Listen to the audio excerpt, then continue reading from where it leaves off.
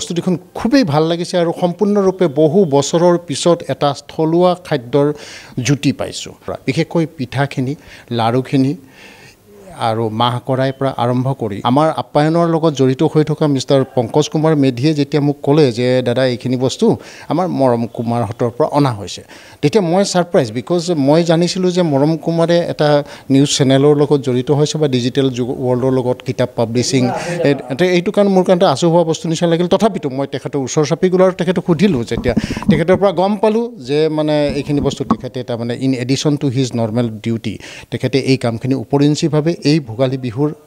শুভ প্ৰাংগণত শুভ অৱস্থাত আৰম্ভণি কৰিছে তেতিয়া মই যথেষ্ট পৰিমাণে উৎসাহিত হ'লোঁ আমাৰ এজন বিশেষকৈ থলুৱা যুৱকে যেতিয়া এই ধৰণৰ কাম কৰিবলৈ আগবাঢ়ি আহিছে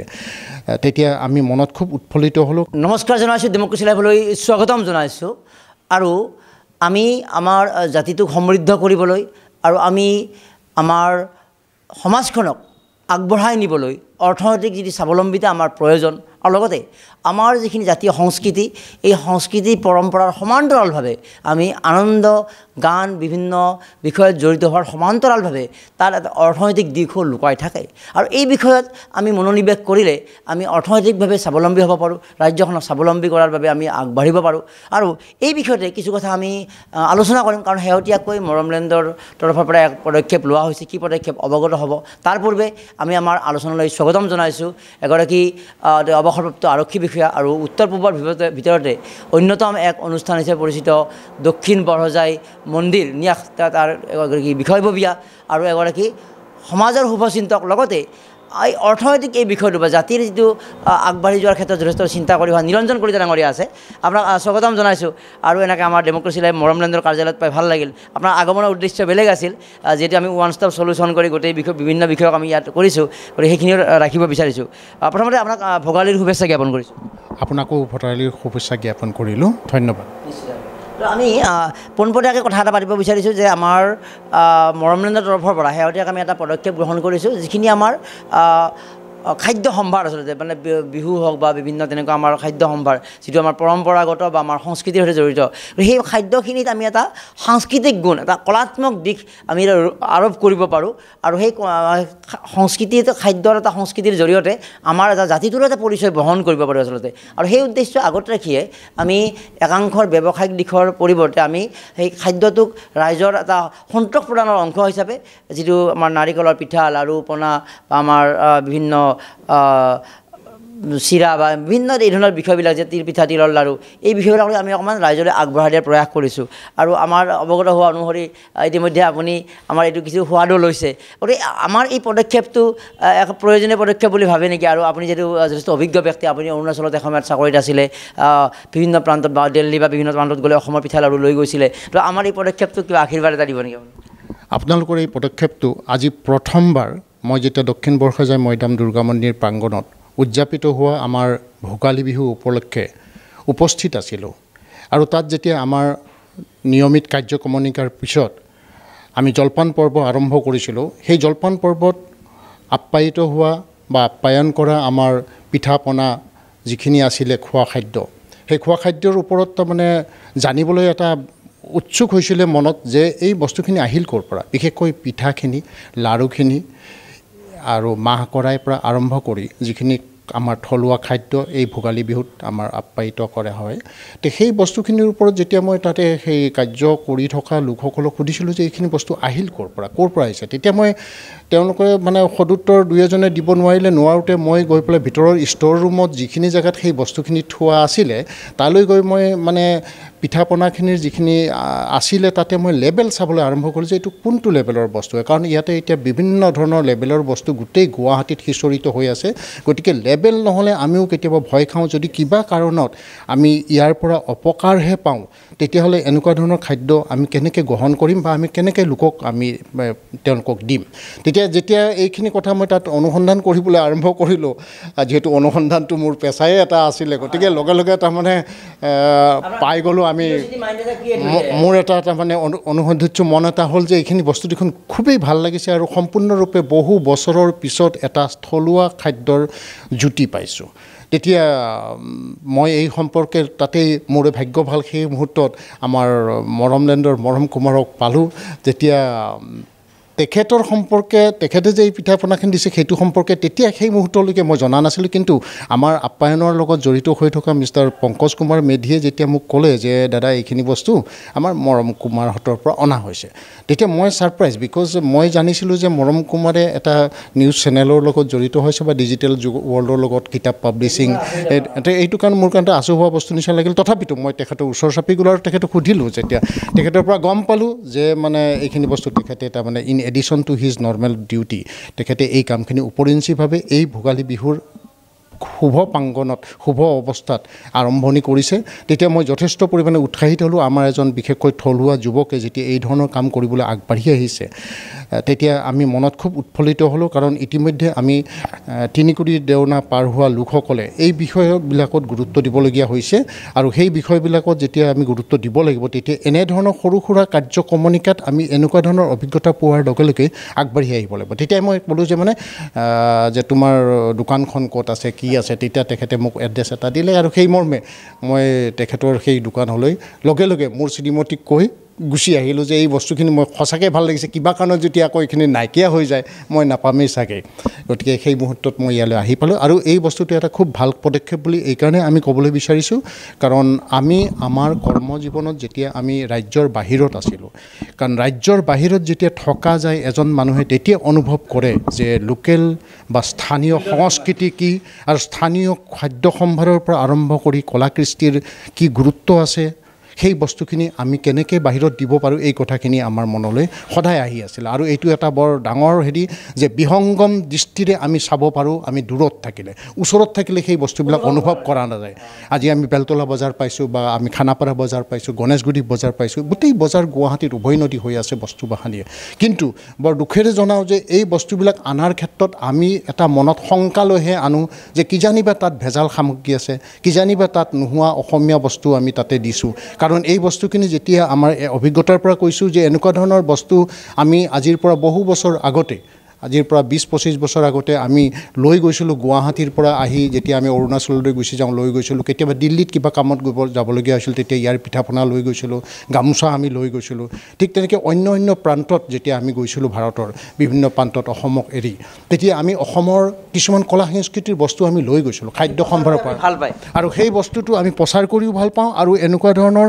আমাৰ অসমীয়া থলুৱা খাদ্য সামগ্ৰী যিধৰণে মৰমলেণ্ডে আজি আগবঢ়াই দিছে ৰাইজলৈ সেইটো এটা খুবেই প্ৰশংসনীয় পদক্ষেপ বুলি মই অনুভৱ কৰিছোঁ আৰু লগতে আমাৰ যিখিনি সঁচাকৈ অসমক ভাল পায় অসমৰ কলা সংস্কৃতিৰ লগত যিসকলে জড়িত হৈ থাকিবলৈ বিচাৰে বা অসমৰ অসমীয়াত্ব ৰাখি হিচাপে তেওঁ পৰিচয় দিবলৈ বিচাৰে তেতিয়াহ'লে তেখেতসকলে এইবিলাকৰ পৰা আৰম্ভ কৰিবলৈ দেখাত সৰু আমাৰ মানুহৰ লাজ চৰম বুলি এটা মানে বেয়া শব্দ থাকে যে আমি এই কামবিলাক কৰিবলৈ আমি আৰু যামনে আমি আৰু পিঠা বনাবলৈ যামনে বেচিবলৈ যামনে আৰু আমাৰ এই বস্তুটো আৰম্ভ কৰিলে যেন আমি মানে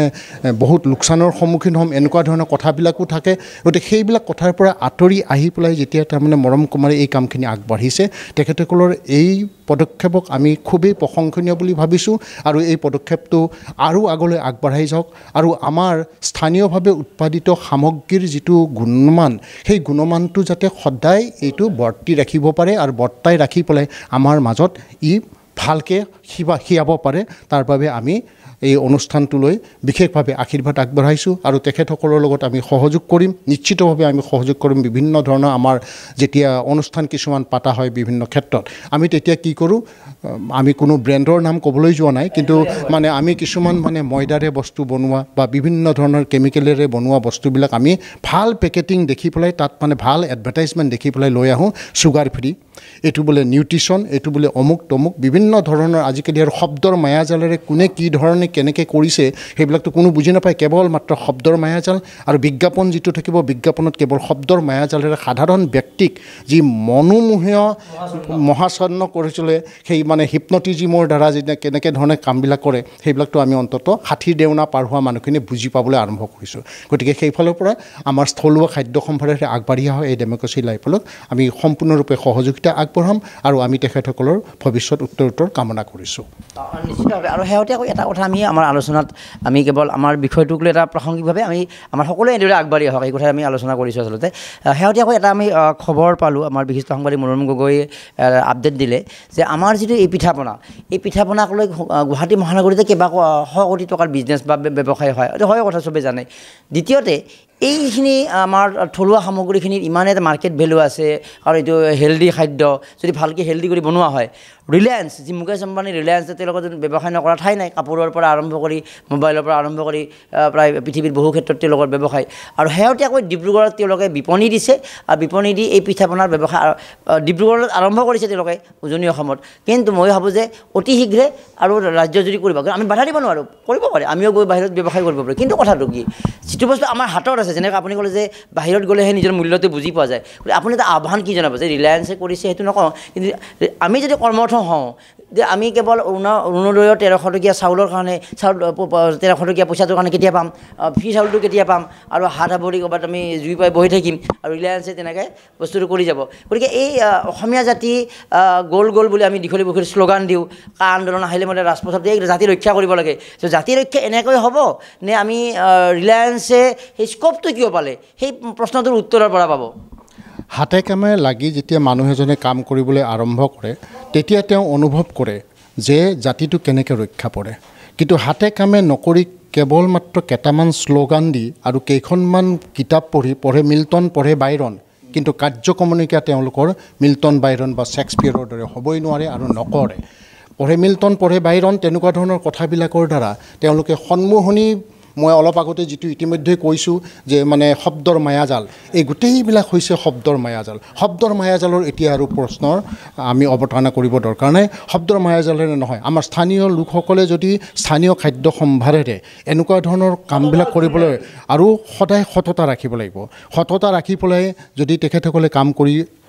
আগবাঢ়ি গুচি যায় তেতিয়াহ'লে নিশ্চয় এই গুৱাহাটী মহানগৰীতে মই বেলেগৰ কথা নক'লোঁ এই গুৱাহাটী মহানগৰীতে আজিৰ ডেটত অন্ততঃ থলুৱা খাদ্য সম্ভাৰ বিচৰা বহু লোক আছে যিসকলে সদায় এইটো লোকেল বুলি কৈছেহে লোকেলৰনো কি ভৰসা আছে আমি এতিয়া লোকেল মুৰ্গী এটা দেখিলোঁ সেইটোও ল'বলৈ সন্দেহ কৰোঁ এই সন্দেহৰ মায়াজালখন ফালি পেলাই আমি সঁচাকৈ বাস্তৱলৈ ঘূৰি আহিব পাৰিলে আৰু সেই ঘূৰি অহাৰ কাৰণে যিটো পদক্ষেপ ইতিমধ্যে আৰম্ভ কৰিছে এইটো এটা খুব ভাল এটা পদক্ষেপ আৰম্ভ কৰক বাকীসকলেও এইটো ভাবিব নালাগে অমুকে কৰিলে মোৰনো হ'বনে কেলেই নহ'ব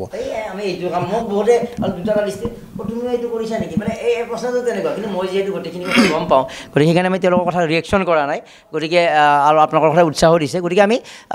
সংকোচ কথা নাই যিকোনো বস্তুৰ শিল্প গুণ ৰাখি আগবঢ়াই নিব পাৰিলে চবতে এটা ৰেচপেক্ট আছে নিশ্চিতভাৱে সেই সকলোৰে ৰেচপেক্ট তেতিয়াহে পাব যেতিয়া তাৰমানে গুণমানৱত্ব ৰাখিব আৰু যেতিয়া লগে লগে পাহৰি নোযোৱাকৈ থাকিব যে হয় মই অসমীয়া হয় অসমৰ তিল পিঠাখন হয় অসমৰ এই নাৰিকল লাড়ুটো হয় অসমৰ ঘিলা পিঠাখন এই ধৰণৰ কথাবিলাক যেতিয়া আমি ক'ব পাৰিম অন্ততঃ আমি আঙুলিয়াই দিব পাৰিম যে অমুকলৈ যাওক অমুকৰ পৰা কিনক তাত অন্ততঃ ভৰসা কৰিব পাৰি আমি ক'বলৈ বিচৰা নাই কোনোবা এটা বিশেষ ব্ৰেণ্ডৰ নাম তেখেতসকলে আজি বহু বছৰৰ আগতে এই কামটো গুৱাহাটীত আৰম্ভ কৰিছিলে কিন্তু তেখেতসকলৰ যিটো গুণমান সেই গুণমান সেই বিষয়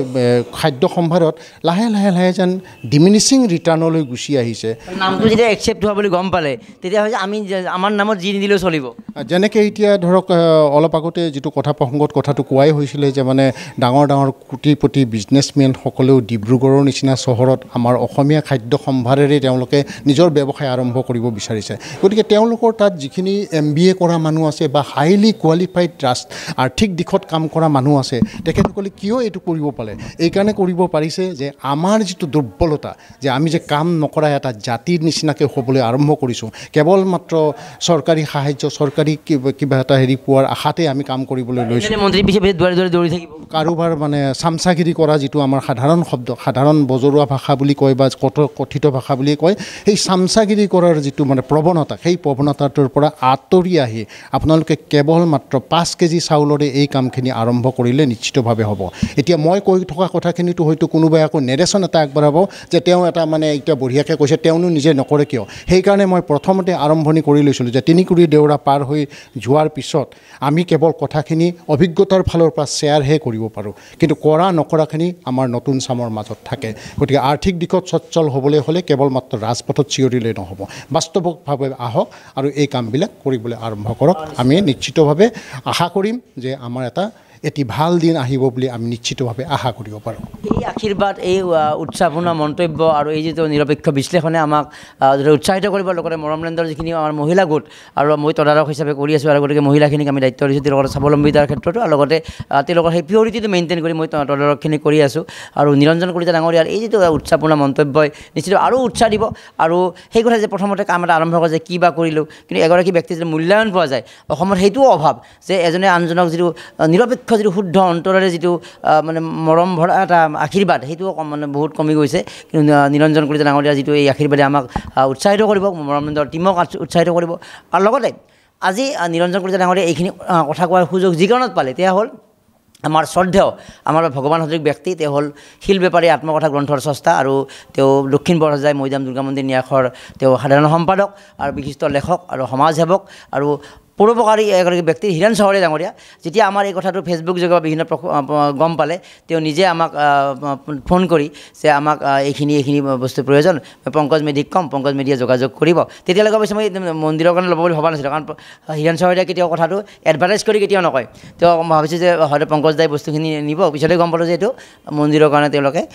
লৈছে। গতিকে হীৰেণ চহৰীয়া ডাঙৰীয়াই উৎসাহ দিবলৈ যিখিনি আমাক প্ৰথম ক'লে, তাৰপাছত মন্দিৰ কৰ্তৃপক্ষই গ্ৰহণ কৰিলে, আৰু এখেতে সেই গম পাই অনুসন্ধান কৰি যিটো এটা আমাক মৰম ভৰা আশীৰ্বাদ দিলে, এই কথাটো আমাক উৎসাহিত কৰিব। আৰু আমি লগে ভাগে আগবাঢ়ি যাম নিশ্চিতভাৱে, আৰু পৰামৰ্শলৈ হেৰিলে। আৰু আমি 100% যে আমি হয়তো কোৱান্টিটিৰ ক্ষেত্ৰত আমি ক'ব নোৱাৰোঁ কাক কিমান আমি ডেলিভাৰী কিমান কেনেকৈ দিব পাৰোঁ, কিন্তু কোৱালিটিৰ ক্ষেত্ৰত সেইবাবে কৈছোঁ আমি যিমান সম্ভৱ আমাক আগতীয়াকৈ যোগাযোগ কৰি গ'লে আমি নিশ্চিতভাৱে দিবলৈ চেষ্টা কৰিম, কিন্তু সদায় কোৱালিটি থাকিব। আৰু আমাৰ চেনেল পাব্লিকেশ্যন সমান্তৰালভাৱে, আৰু আপুনি জানি ভাল পাব যে আমাৰ ওৱান ষ্টপ চলিউশ্যন আমাৰ হাতীগাঁও ভেটাপাৰা দলঙৰ কাষত থকা যি আমাৰ ডেম'ক্ৰেচি লাইভ মৰমলেণ্ডৰ কাৰ্যালয়, তাতে আমি এটা আউটলেট আমি প্ৰস্তুত কৰিছোঁ গ্ৰন্থৰ সমান্তৰালভাৱে। তো আগন্তুক সময়ত আপোনালোকৰ উৎসাহ পাম বুলি আশা ৰাখিছোঁ, আৰু আপোনাৰ সুস্বাস্থ্য কামনা। আৰু শেষত এটা কথা যে মোৰ লগত মিলিছে যে ডাক্তৰ দেৱোত্তম অসম নামৰ এগৰাকী চিকিৎসকে দিল্লীত থাকে, আৰু তেওঁৰ ভিডিঅ' চাই আমি ইনস্পায়াৰ হৈছোঁ। মই নিজেও যোৱা 25 নৱেম্বৰৰ পৰা ময়দাযুক্ত একো সামগ্ৰী, কি বুন্দিয়া ভুজা যিমানে টেষ্টি বিস্কুট নহওক সেইটো খোৱা বাদ দিছোঁ, বা এঘণ্টা খোজ কঢ়া কৰিছোঁ। আৰু একে কথা আপোনাৰ লগতো মিলি গৈছে, আপুনিও ময়দাযুক্ত সামগ্ৰী নাখায়, কিয় বেয়া ময়দা? ময়দা সম্পৰ্কে আমি আগতে যেতিয়া শুনিছিলোঁ, সেয়া কেৱল আয়ুৰ্বেদিকৰ এটা কথা বুলিহে আমি ভাবি লৈছিলোঁ। আমি ভাবিছিলোঁ যে আয়ুৰ্বেদিকৰ মেডিচিন বিক্ৰী কৰিব লাগে, কাৰণ তেনেকুৱা ধৰণৰ নেৰেশ্যনবিলাক কিছুমান